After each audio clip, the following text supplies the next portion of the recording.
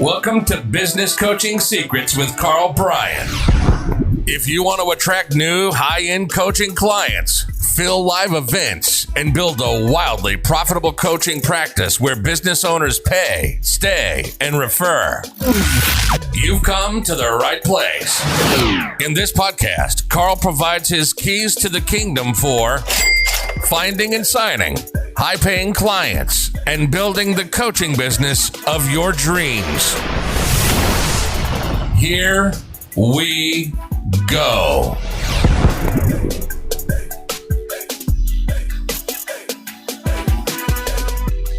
Welcome to Business Coaching Secrets, ladies and gentlemen. This is not your boy Road Dogg here. This is Karl Bryan. My boy Road Dogg couldn't make it today. And I said, you know what, Road Dogg? I got this one. Let me handle it. So here I am, folks, handling it. All right. Well, kind of excited to do this on my own. What I'm going to do, we do an event every year in business coaching mastery. And we actually do some virtual business coaching masteries, which we just did one on reading financial statements, which I would have mentioned a few times. But anyway, so the event in Cancun, what I did is I did a 4-hour presentation on it was a variety of topics, but a lot of, I always try to come up with new content, right? Because again, our clients tend to hear a lot of my Q&A stuff. So I got to put together some new content. And one of the things that I talked about was, it was a lot to do with buying and selling companies and some of the things that I would be thinking about, right? So it's not, we're business coaches, we're more there to grow their companies. But I think with a film over top of being able to think about a company you could sell tomorrow, but you'd never want to sell it. Like, how cool would that be, right? It's kind of business you'd like to own. And all your clients would like to own. So that was kind of we'll see how we go. But I'm going to literally just rip through that presentation.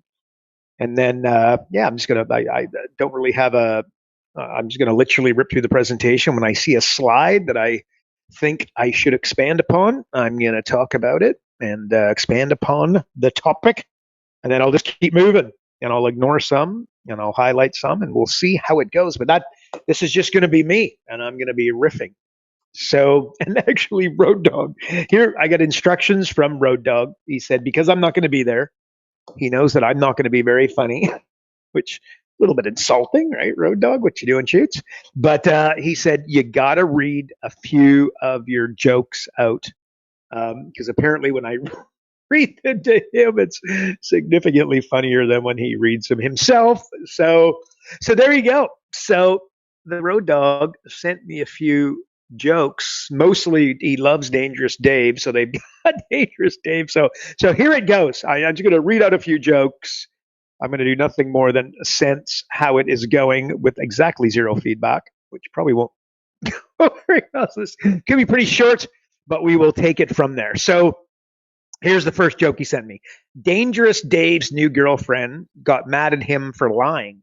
Here's their conversation. Little stars. He drives up. Date. I thought you said you had a Porsche. Dangerous Dave. What? No. What I said was I was poor. There you go. Poor. You get it? So I was Porsche instead of Porsche. Okay. I like that one. There you go. That's Road Dogg's first one. Okay. Let's see. Next joke. Dangerous Dave is the kind of guy that not only dances like nobody's watching, but he drinks as if he doesn't have to work the next day. He was staying at a hotel and called the front desk for a wake-up call, and here's how the conversation went. Dangerous Dave, hi, I need a wake-up call. Front desk lady, you're an alcoholic with broken relationships who's ignoring those that matter. Your whole life is falling apart. Dangerous Dave, thanks. That's good. You get it, right? Wake up call, right? Wasn't what he was expecting. Okay, so what's the next one here? This one, nicely done, Shoots. This one follows. Speaking of people potentially from Mars, when Dave asked for a wake-up call, the front desk gal surprised him by saying, you're an alcoholic whose life is falling apart. His response, Thanks. He's a pretty smooth and influential guy. Here's how the conversation with her actually ended. Dangerous Dave. Enough about me and my best qualities. Tell me more about you, front desk lady. I'm very attracted to men of power. Dangerous Dave. I just paid my light bill. There you go. I think it might be more funny for me than you, but anyway, let's see how we're doing. How am I doing? How are we doing? I'm not so sure. This is a bit morbid, but speaking of thinking outside the box, Dangerous Dave's boss died last week. At the open casket, he kneeled down beside the casket and whispered, "Who's thinking outside the box now?" Ooh, I'm gonna boo, boo. Oh, here we go. Okay, I'm going to end on this one. I'm not sure how this is going, but this is this might be my favorite of all time, and I've got some that I really the rival dad one. If you remember that one, oh my gosh, I laughed so hard at that one. But this isn't the rival dad one, but I knocked this together. Like this just came to me, and I was like, oh my gosh, and I read it to my dad. My dad kind of helps me edit these emails. Like I read them to him every night or most nights, and anyways, let's see how it goes. Speaking of getting your ass kicked, ooh, not supposed to swear on this, sorry. Dangerous Dave and his new girlfriend had this conversation. Dangerous Dave, taxation is theft. Girlfriend, oh yeah, and 9/11 was an inside job. Dangerous Dave, oh heavens yes. Not to mention the virus was a total hoax. Girlfriend, Bill Gates and Fauci are out to get us. Dangerous Dave, I'm not vaxxed. Girlfriend, I'm banned from flying for 3 years. Dangerous Dave, will you marry me? So when I originally wrote that, what I had is I had Dangerous Dave saying he was banned for 3 years, right? But then I changed it and I thought like that is a home run, right? Like, oh, she was banned from flying for 3 years, and he's like, "Will you marry me?" So now from those emails, they're engaged. So there you go. You know what? That might be a big fat lead balloon. That might have been rather humorous for a few of you. Probably somewhere in the middle for all. But let me. Okay, so here's what I'm doing. I'm opening up a presentation. This is 4 hours.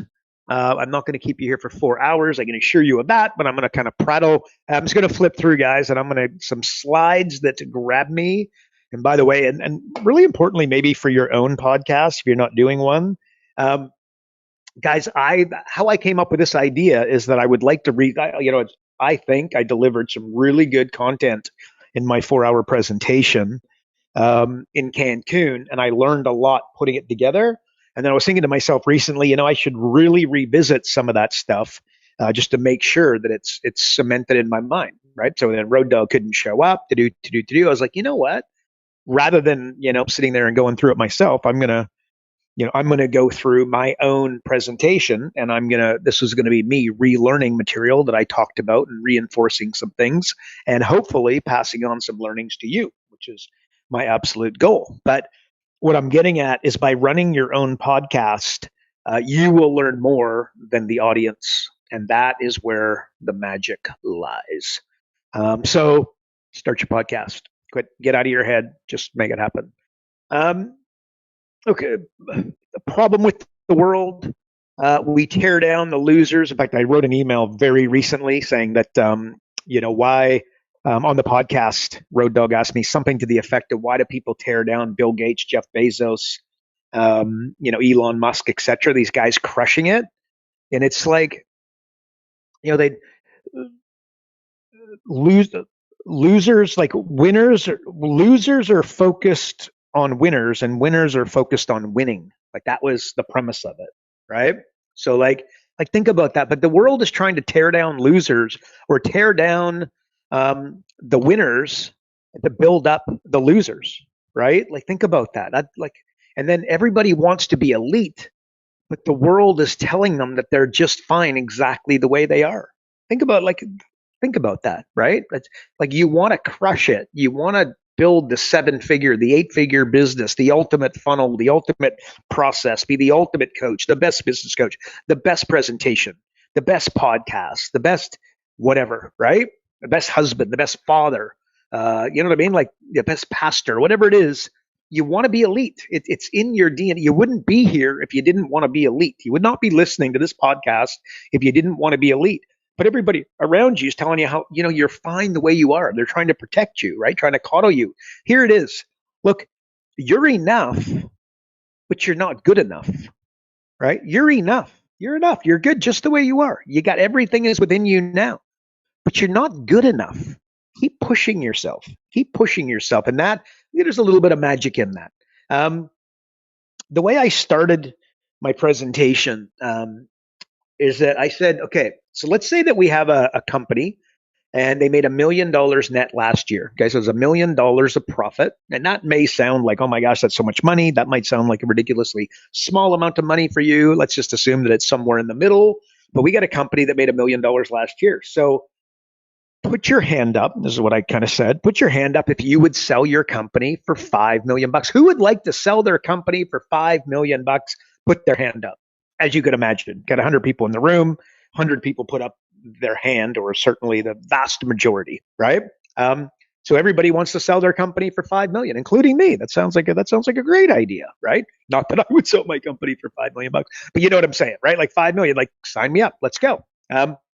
So, and by the way, if it had $1 million of profit, help me with that multiple. What's the multiple there? Okay, that's a 5x multiple on their profits from year X. Okay, so they get a 5 times multiple, which you understand this world, that's pretty darn good, right? So the textbook would tell you sell, Mortimer, sell, and then you'd sell. Here's the problem.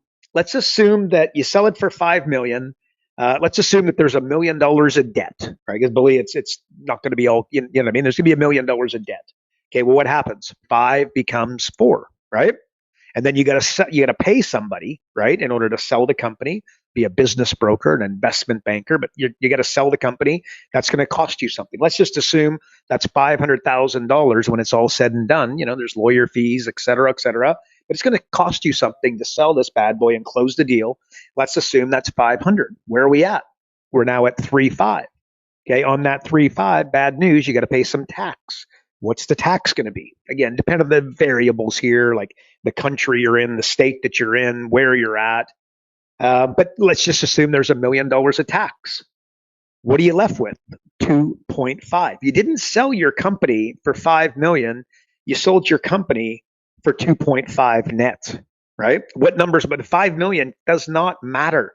The 5 million is out the window. What you keep, it's not what you make, it's what you keep, right? Falls into the same family as that. You're bringing home 2.5. So would this be a way better idea? And I want you to think, I've said this on the podcast at different times. It's certainly something that I've said this for years. And I encourage you to submit it to memory, right? Old money equals never sell. Okay, so if you introduce me to a family with old money, I will introduce you to a great grandfather, a great grandmother who had the guts not to sell. Okay, and I want you to think of the house downtown. I want you to think of the business like Walmart. Like, why Walmart? I read recently that they lost, I don't even know what it was, but like 200 billion, some insane number, but like 100 billion, $200 billion of net worth over the last X amount of time because the stock market took a hit. Do you think they care? Do you know what they're worth? Right. And then the question is why? And I just said it, Sam Walton, if you haven't read the book Made in America, absolute must read, but old money equals never sell. So let me come back to my example. You sell your company for 5 million, net out 2.5. And by the way, 2.5, let's assume that's 3. So I'm not, but again, you made 3, right? You made 2.5, you made 3. You didn't net out at 5 million, which is what the number that got you excited at the beginning, and we'll get them excited. So a better idea, I think, you tell me, you ask your business owner with some factors, maybe that I'll cover in a few minutes here, but like, wouldn't it be a better idea if you're making $1 million of profit? Why don't you bring in a superstar, right? Hire a headhunting company, pay them real money to find you somebody who's going to absolutely crush it to run your company, pay them 250 grand plus incentives. Okay, let's forget the incentive. They should be incentivized, but let's just say it's 250 with the incentives. So if you were help me with some math here. How much were you making at the very beginning of the story? The answer is $1 million net, right? That was the profit. And then how much did I just say you're going to pay this guy or gal that's going to take over? 250. Okay, 250,000. What are you left with? 750 grand. For how long? The answer is forever, right? And by the way, and then see what will happen is this guy, this exact example, this guy will sell the company. He'll go golfing for 6 months. They'll often die, by the way, which a bit morbid, but that's what happens. But he'll go golfing, and then you know what he realizes is there's only so much golf you can play, and he's bored, bloody stiff. So then he enters our world, and there's some of you who are listening to this right now and have lived this, and now you go, I want to become a consultant, right? Which you probably should. If you sold a company for 5 schmil, you were making $1 million net, you know what the heck you're doing. You should totally be a consultant. It'll be a great twilight career for you. Well, what if you did this? What if you paid the guy 250 grand and then became a consultant to your own dang company and continued to get 750 grand profit for how long? Forever. And then, by the way, the guy that you hired for 250 grand, what would his job be? His job would be to take $1 million net and turn it into 1.5 net over a body of work. Because you see, you're old and tired at this stage. Not so much old, like maybe you're old, maybe you're not, but you're tired. You're over it. You no longer lacking passion. All those, you guys know what I'm saying, right? You've seen it. It just makes perfect sense, right? Well, so instead of selling, hopefully you're getting like, this is where people miss the boat. Like they make these dramatic, they just make mistakes. Like you shouldn't sell. Like if you have a house, again, instead of selling it, okay, so somebody has a house, and let's just say it's a $800,000 house. They owe 200. Okay, so what's that? 600 grand. Why do they sell the house? Because they want the 600 grand. Maybe they need the 600 grand for what? Maybe it's college for, part of it's college for the kids. Maybe it's, it's whatever. It's buying another house often, right? Well, do this. Go to the bank. And you have to pay tax. Well, depending upon if it's primary residence and, of course, where you live in the country where you live. There's some factors there, but there's a chance you got to pay tax on the 600. A good chance you don't. But if you do, it's a horrible idea. What you really should do is go to the bank, and you can get access to about 80% of that 600 grand for zero tax. Because it's borrowings, right? Like you're borrowing the money from the bank. It's not income, so you don't get taxed on it. So let's just say you could get 350% of it. You got $300,000 cash, and guess what? You still own the house. Old money equals never sell. So you got your goal. Maybe you didn't need the full 600. Let's assume you needed 300. You got 300. Never had to sell your house. So old money equals never sell. Always other options. Thinking outside the box, right? Like our Dangerous Dave. Thinking outside the box, right? If I was looking to buy a company, looking to sell a company, there's some activities and questions that I'd be looking at. Like, what are the key things that drive this company? I'd look at the lead generation. How do they bring in leads? I would look at the conversions. How do they convert? Who converts? Do they have a sales team? Like, I'd want to understand conversions. I'd also want to know fulfillment. Just 3 baskets: leads, conversions, fulfillment. Real simple. How do they go about fulfilling their services? I want to know more about that. And what are the activities that lead to them effectively making operating cash, right? Operating income. Referrals. Do they get referrals? What percentage of their clients are referrals? If they're not getting referrals, I'm going to be asking why. If they're getting great referrals, I'd want to know more about that. And that's which company was going to be sexier to. Which company is going to be more attractive? The one with more referrals or the one with no referrals? Very obvious. Well, I'd want to know that number. I'd want to understand their upsells and their cross-sells, right? Do you want me to supersize that upsell? Do you want fries with that? Do you want what am I trying to say? A sundae, a chocolate sundae. Do they say that? Apple pie. Do you want an apple pie with that? But these are cross sells, right? Do they have those in place? If they don't, that might be a real easy opportunity for me to put money straight in the bank account. If they've already got those things and they're maximizing them, this would bring me to a different determination. I'm asking questions, I'm getting answers, and it's around activities, right? What's the owner's role in the company? That's absolutely something that I would be, I'd want to know what the owner is doing. And I want to know how important his role is. And if it's way too important, this is a concern. If it's super unimportant and he could be replaced really quickly, does that make the business more attractive? And the answer, when you're looking to buy, the answer would be yes. Um, what else? Like activity, like growth opportunities, like is this so there's a saying I've got: the second business eats the first. Okay. Whenever you meet somebody and they own multiple companies, they're CEO of multiple companies, like the worst idea ever, 98% of the time. Sometimes give me the anomaly, but I don't play with anomalies. I just play with percentages. And that's a really bad idea in most cases. But where there's the exception is where the second business feeds the first. Okay, if you want an example of this, just look at Amazon. I've talked about this at different times in different ways, not quite like this, but Amazon. Look. What does Amazon do? They go to their profit and loss statement, and they go to their expenses, and they look at their biggest expenses and look to start a company there. And I just described Amazon Web Services, by the way.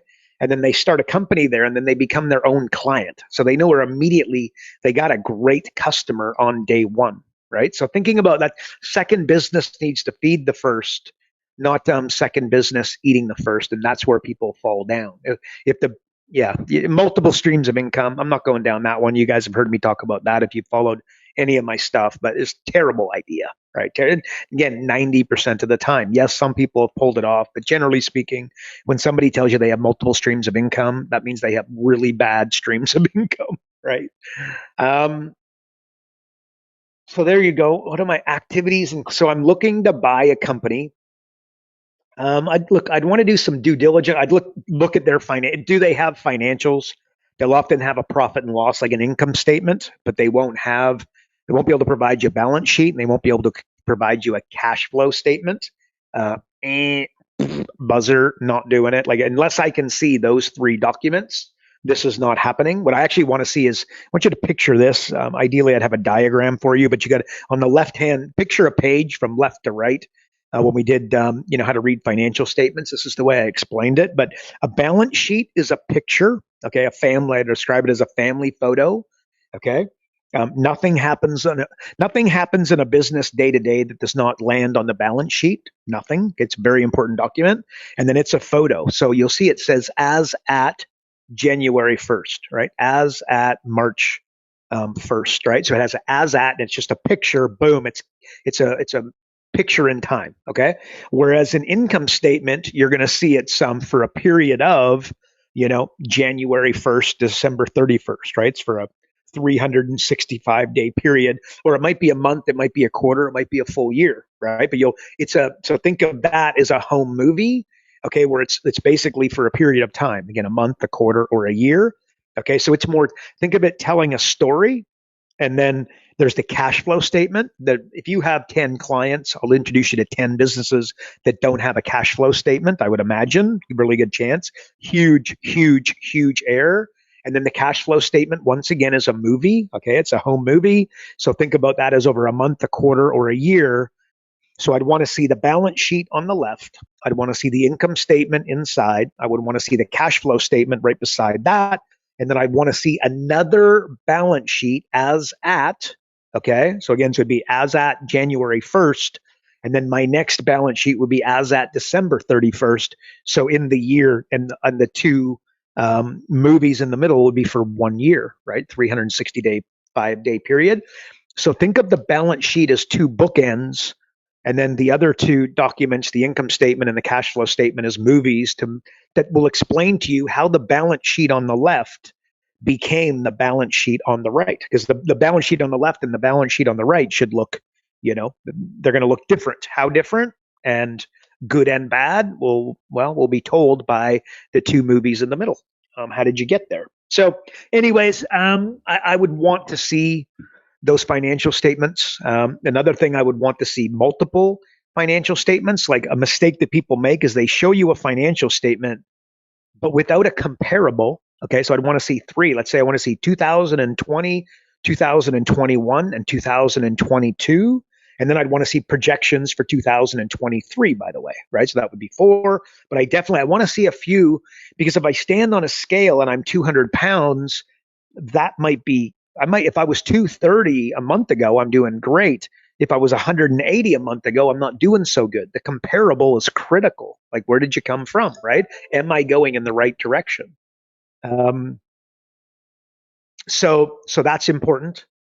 So financials, I want to be able to see those. I want to see comparables. There's two other words. I'm not gonna. There's relationships and trends. I've talked about those on different times. I went pretty deep on that in the training, but just relationship between the numbers, right? So if you did $1 million of revenue and then your rent was 250 grand, the relationship between rent of 250,000 and revenues of 1 million, that's the relationship. Is that good? Is that bad? Is that industry standard? These are some questions that I would want to know. Some, around, those are some questions that I'd be asking. Relationships and then trends. So relationships go up and down on a financial document, and then trends go left to right. And basically, trends are the numbers trending up? Are the numbers trending down? Are the numbers trending stagnant? Right. So if you did $1 million and then you did 1.1 and then you did 1.2, the numbers are channeling in the right direction. Right. If you did a million and then you did 900,000 and then you did 800,000, look, this is a business going backwards, and I want to ask some questions. And maybe it's just because the owner is tired over it, and he's playing golf 4 times a week. Okay, well, that will explain it. But if I look at maybe something else, I would want to know, is the industry, right? Is the industry on the way up? Is the industry on the way down? And let me tell you real quick, if the industry is on the way down, this is a business you don't touch, right? Because again, that's metaphor there, guys. You're surfing. I've done some surfing in my day. I'm not very good at it, but I like surfing. Kelly Slater, world champion for 10 years. Me, lightweight surfer. Without a wave, Kelly Slater and I look like that. We look like seals on a board in the middle of the ocean. Okay. You give me a really good wave, a 4-foot wave, which I can handle, and I can look like I know what I'm doing on a surfboard. You give me a wave that's too big or a wave that's too small, more to the point, I'm looking like a chump, but Kelly Slater will make that look like magic. The bottom line is that the wave is what dictates whether or not we can surf. Okay, so you've probably had that client in an industry where they just can't miss right now. Think anti-aging, like a client doing Botox, which again, that's an industry. Let me ask you a question: is the population aging? Are we becoming you know what I mean? Like, is there more people over the age of 60 than there were 5 years ago and 10 years ago? The answer is obvious, right? Very much an aging population. So therefore, that's like a surf. That's like a wicked wave, right? That you could be the worst business operator in a bad market and still crush it because everybody wants to now go get Botox, right? Makes sense.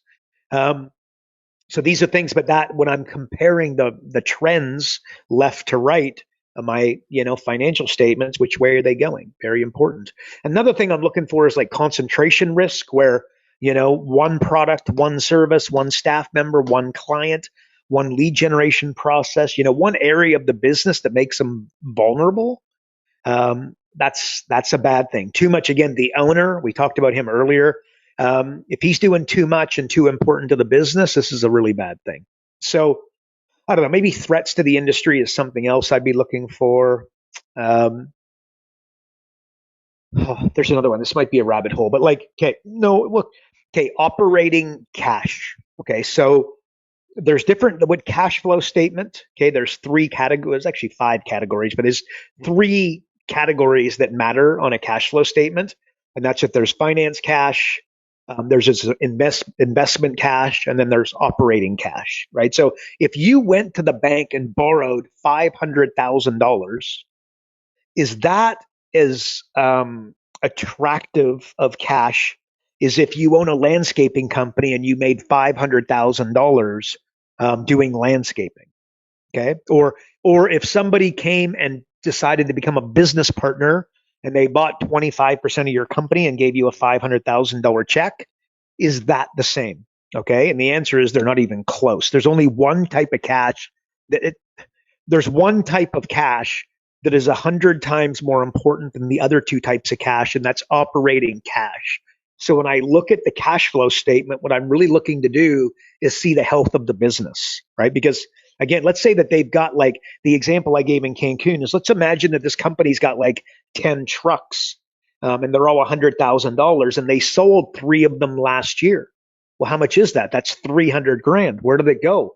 Into the business. Well, if you just looked at the business and didn't read the financials, it would look like they made $300,000 last year that you're definitely not going to duplicate next year. Or if you do, you're going to be running out of trucks. Really, you can do that 3 years in a row, and then you're left with one truck, right? So you see how, or you sold a piece of real estate for $1 million. It makes you look like a genius in 2021. You go to buy this business and don't realize. Well, I mean, yeah. Imagine how different that makes their financial statements look, right?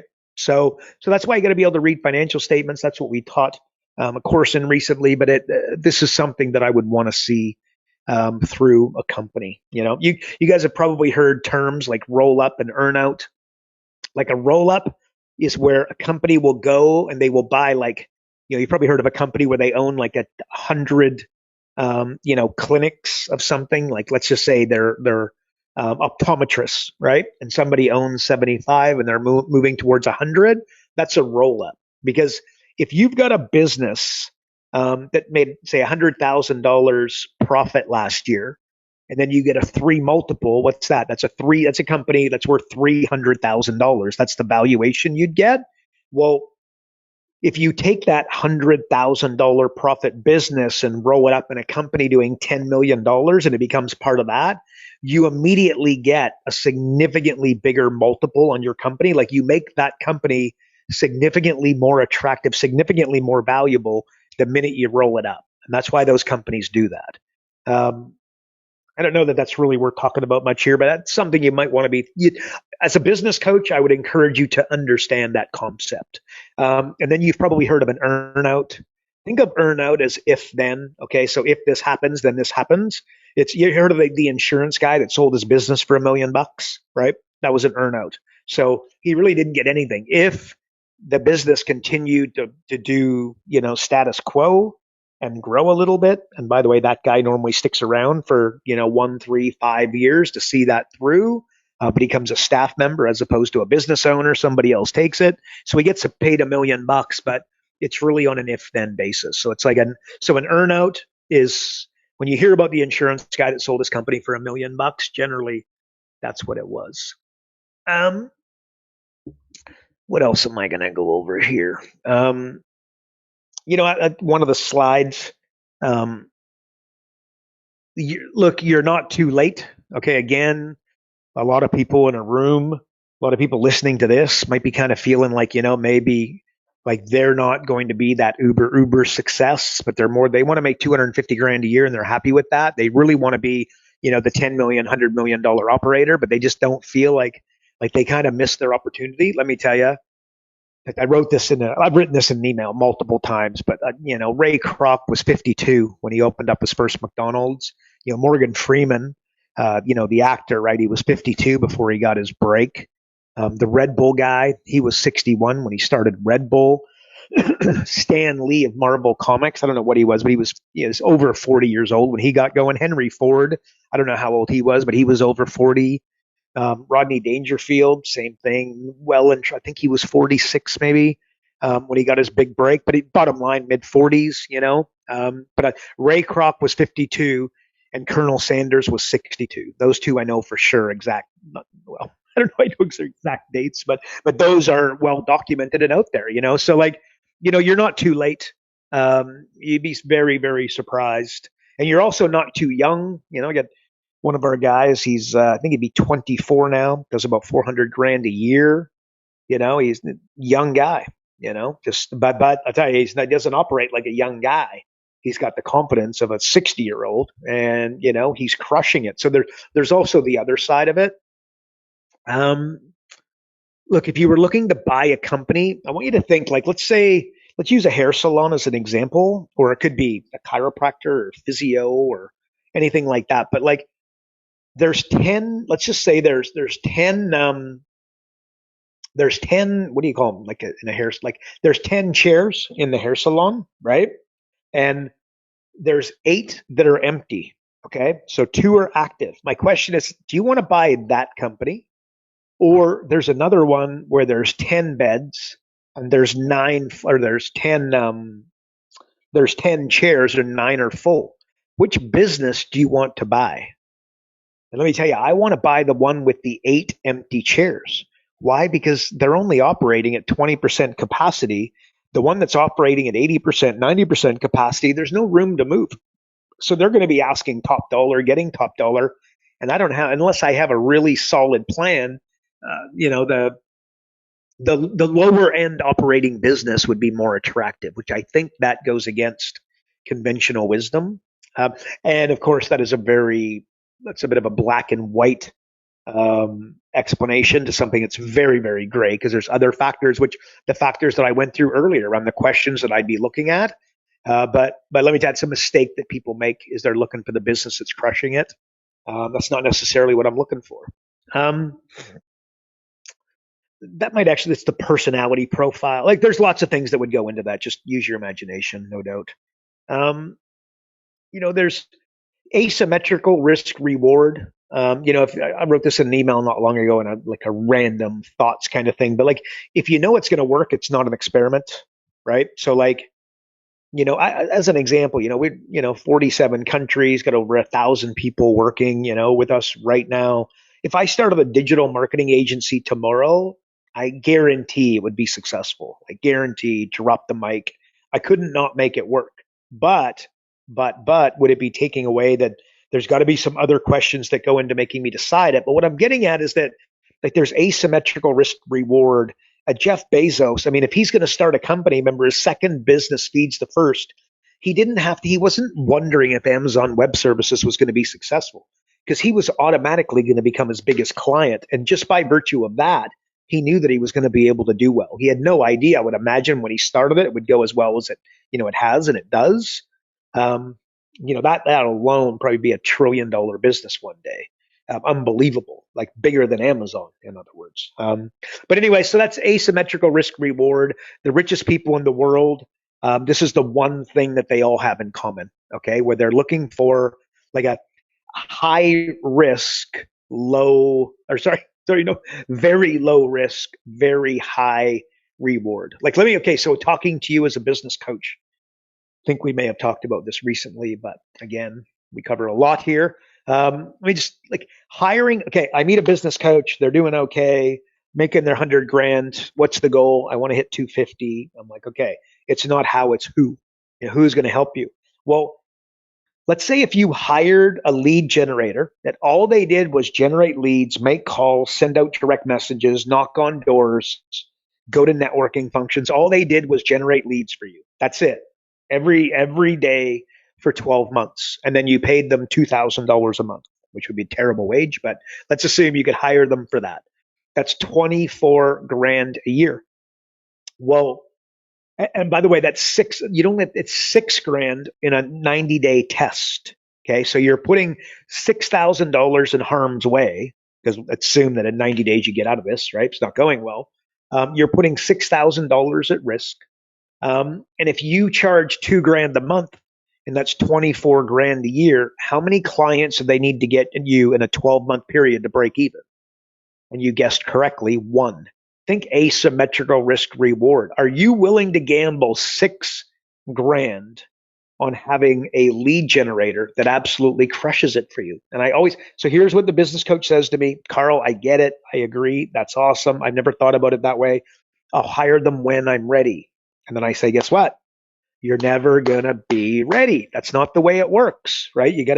The reasons come first, answers come second. Pretty sure that's directly out of Tony Robbins' mouth, right? But that's the way. Reasons come first, answers come second, right? So hire them and then just watch what happens. But you're only putting 6 grand because you let them go on day 90.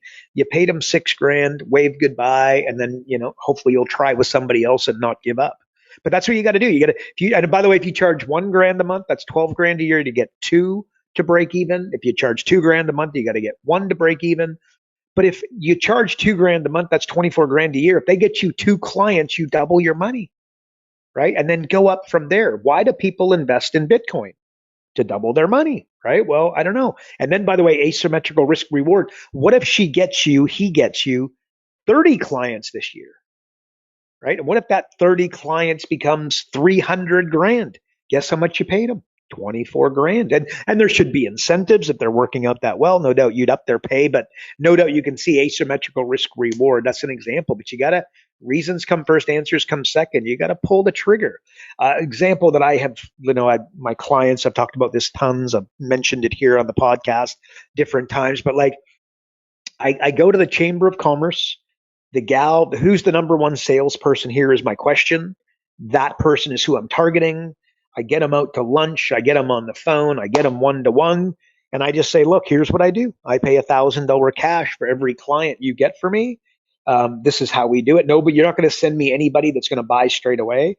Everybody is going to be sent to my education. So that's going to be my webinar, my live event at the chamber, where my live event wherever, at the golf course, at the yacht club, at the chamber, at the wherever, right, the high end hotel.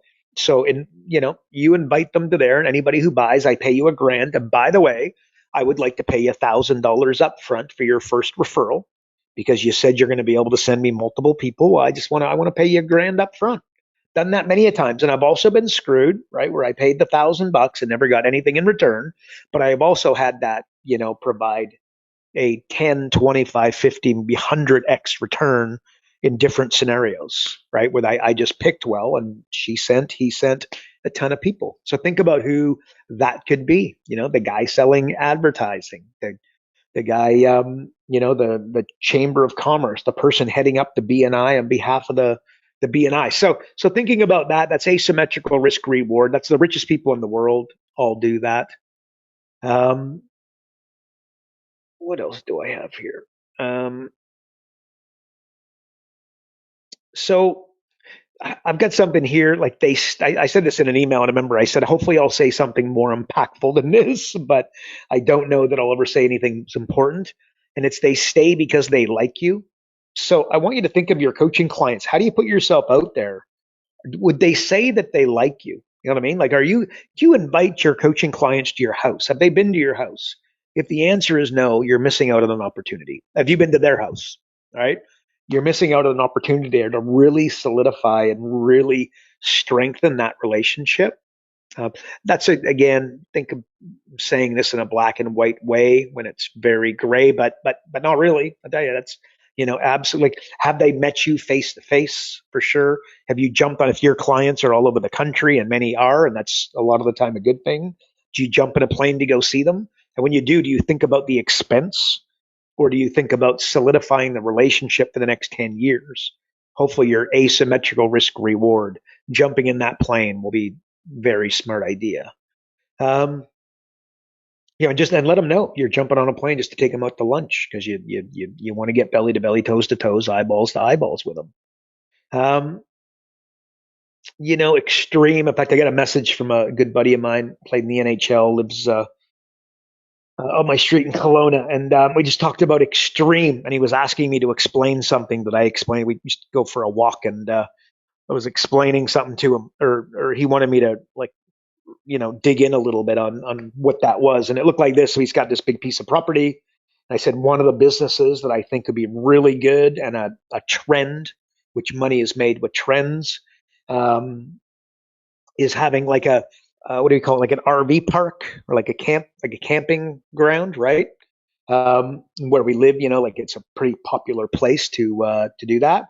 So what I said to him, though, I said, so if I owned, let's call it an RV park for the sake of the argument, right? But I want you to think kids. I don't want a bunch of drunk jerk offs, breaking beer bottles and screaming and staying up till 3 o'clock at night. That's not my market. If you don't have kids, I would think very strongly about not, you know what I mean? You got to be, I'm looking for kids. I'm looking for families, the end, right? So it's a family RV park. So what I would do in the family RV park is, in the middle, I would build something that would be so gobsmacking, so incredible, so crazy, that moms would go and would not be able to not take a photo. Okay. So what would it be? Logically, kids, what would I put? It would be a slide. It would be like think a playground. But what I would do is make it all different colors. I'd make it red.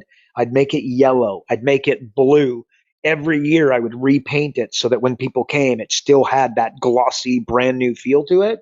and I would have a massive slide. I would have something that people, again, wanted to take a photo of, right?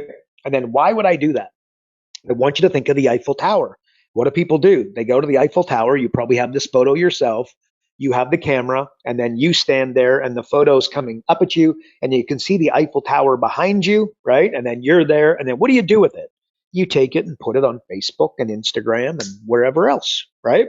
Um, Free advertising on steroids, and all because it's ridiculously extreme, right? So I wrote an email about this. You could pretty sure it was called Extreme, something to that effect. I'm sure if you Googled my name and Extreme, well, here, if I owned a pizza place, I would have $100 pizza and it would be massive.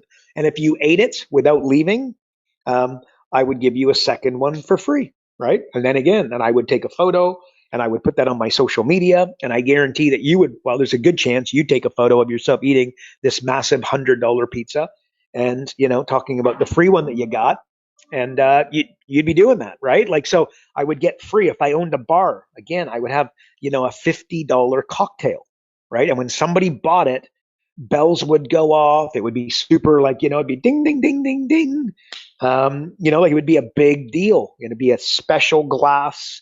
Everybody would know you're drinking a $50 cocktail, right? And have $300 bottle of wine for sure, right? And limited supply. So I'd have all those things because the money that you'd make on the $100 pizza, the $50 drink, except the $300 bottle of wine, you'd make massive, massive margins. But it's a talking point, and you don't even need to be the person eating the $100 pizza to be talking about the $100 pizza, right? And by the way, it's going to go on social media, and you get all kinds of free promotion. Like, again, along these lines, like, if I was in charge, if I like, okay, your local area, how would you like the price of your real estate to go up disproportionately to the city? Okay, here's how you do it. You need to have the best public school of all time. You got to pay, if the standard is to pay a teacher 55 grand a year, pay your teachers 100 grand so that all the best teachers come to your area. Make the school cool, make it colorful, have a big playground, promote the heck out of it, and just have it so that what will happen is people will move into your area so that their kids can go to that school. Okay. What does that do to real estate? What does that do to real estate around the school? It goes up dramatically, right? Whereas most people, they're not thinking like this, right? And again, I'd have a playground at my school, and I just described what it would look like. Or maybe I'd put an ice hockey rink, or I would have the best baseball diamond with stands for 500 people. Or I would have a soccer field or a football field. You know what I mean? Like, I'd do something wild and crazy where people would take a photo and then basically automatically put it up on social media. Think of all the massive free publicity you would get as a result, right? And just Eiffel Tower, et cetera. Like, we're like Kelowna, that known for red wine. Again, right downtown. If I'm mayor, I am going, because we're known for red wine. So I'm not going to do something. I'm not going to put a picture of a surfer, but I would do that if I'm in Hawaii, right? Where they're known for surfing, but we're known for red wine in Kelowna. So I would have the biggest, meanest, most unbelievable glass of red wine downtown that anybody, and again, a lot of people travel there to go to to the wineries, but they'd all take a photo of it. And what would they do with it? They put it on their social media and absolutely crush it. So your company, what are your clients? What are your clients doing? What are you doing in and around that concept? One of the things I talked about is you getting dressed up as a zombie, and calling the media and calling the newspaper, and they're like, "What are you doing dressed up as a zombie at the Chamber of Commerce?" And it's like, because business owners are killing themselves, and I'm basically running a presentation in 2 weeks that is not just designed to help grow your business, but to make sure that we're saving, local businesses and local lives, because entrepreneurs commit suicide at a significantly higher rate than others, and they die earlier as well due to the stress, right? Just from natural causes. So that might be something you might do, or maybe you get dressed up as, Superman or Superwoman and do something similar. Maybe, I don't know. You know what I mean? Like, just, get a little bit crazy, dress up. You're a guy, dress up in women's clothing, or you're a gal, get dressed up as a tuxedo. Just that would be more dramatic, right? But a woman dressing up as a woman, but divorces. And then what you're doing is you're saving marriages. You're there for divorces, right? And that's why you're dressed up. You're a guy dressed up like Dennis Rodman in a wedding out. Just imagine the promotional. Remember when Dennis Rodman got dressed up as a woman, right, and married himself or something really, really weird? Like it put, to a large degree, put Dennis Rodman on the map, right? So do something similar like that, but you're saving marriages is where you're coming from. Maybe you get dressed up as an 8-year-old kid. You're like, these divorces happen, but who really gets punished? The kids of the entrepreneurs. And that's who I'm here to save. And that's why I'm running the presentation. And that's why you're going to write about me in the local newspaper. That might be your style. You might have a different idea, but do something a little bit thinking extreme. Again, I built software. It's going to find any business owner $100,000 in 45 minutes without you spending an extra dollar on marketing or advertising. Believe me, I know that there's similar stuff out there nowadays. So you hear it and go, wow, that's amazing. And maybe you hear it and say, I've heard that before. The reason you've heard it before is because I've been doing that for 10 years. And believe me, when I did it, other people weren't saying that. Certainly nobody built software around it, right? So that's a little bit on the extreme side.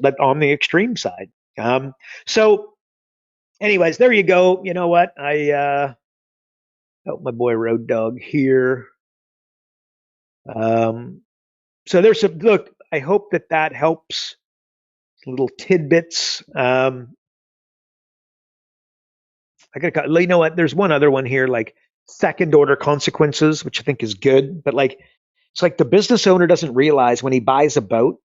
Okay, so and let's assume it's $100,000 boat, which I don't even know that gets you a decent boat nowadays, but 100,000, 150, 200,000. You spend a lot of money and really stretch yourself. Your client stretches himself to buy the boat. Here's what they don't realize: when they spend that much money on the boat, they now feel obligated to go outside, like to go out on the boat, which, by the way, is maybe an amazing idea, but maybe not such an amazing idea if it starts to take time, energy, focus away from their company, because the reason they were able to buy the boat is because they're dialed into their company, right? And I'm not in any way suggesting that people should be totally obsessed with their company and work 24/7 and not have, like fun stuff to, do cool stuff, like maybe buying a boat is cool to you, right? That's not the premise of it.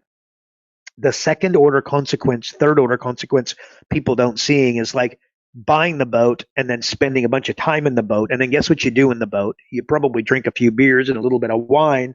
Well, now there's another order consequence the following day that's, dependent upon your age, that can drag on for a few days, right? So I don't know. People don't think it's when they start the second company, right? The second business eats the first. That's a second, you know what I mean? Like that's what tends to happen. It doesn't happen today, tomorrow, or next week. It happens over a period of time, but end up with just a really, really bad idea trying to run multiple companies that don't feed one another. So yeah, I could prattle on, and again, things that I've spoken about in the past a little bit. So there you go. That's all I got for today, folks. I hope that was helpful. Shout out to my boy Road Dog, who couldn't make it today, but appreciate him more so today than ever, right? With my, Road Dog to go back and forth and poke fun of me and everything that he does. So anyways, folks, appreciate you guys. God bless you. Look after yourself. And we'll see you next week.